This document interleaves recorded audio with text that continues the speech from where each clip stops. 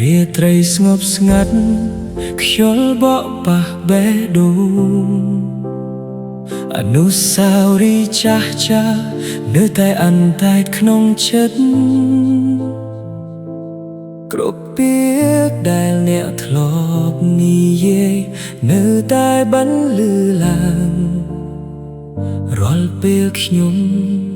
ឯកោខ្ញុំមិនដឹងថ្ងៃណានឹងជួបអ្នកម្ដងទៀតតែខ្ញុំនៅតែជឿលើវាសនានៃស្នេហាទោះពេលវេលាឆ្លងកាត់យូរប៉ុណ្ណាបេះដូងនេះ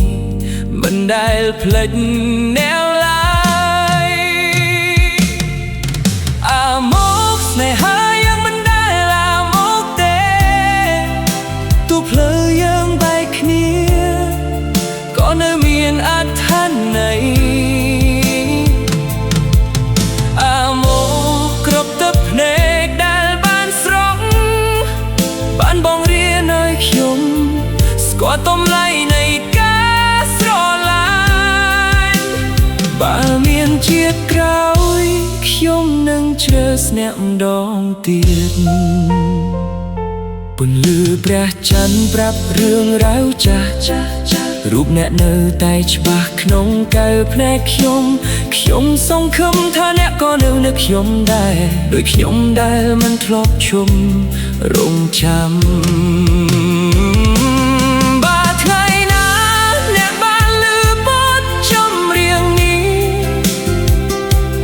សូមដឹងថាវានិពន្ធចេញពីបេះដូងខ្ញុំ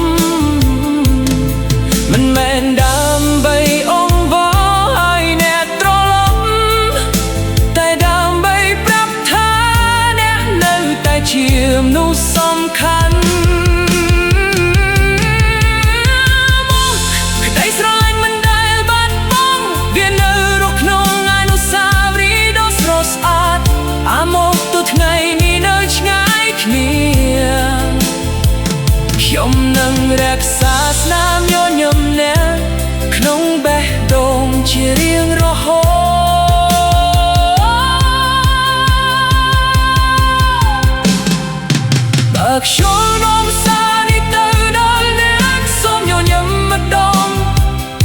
សម្រាប់អតីតកាលរបស់យើងព្រោះស្នេហាពិតមិនដែលអាមកឡើយ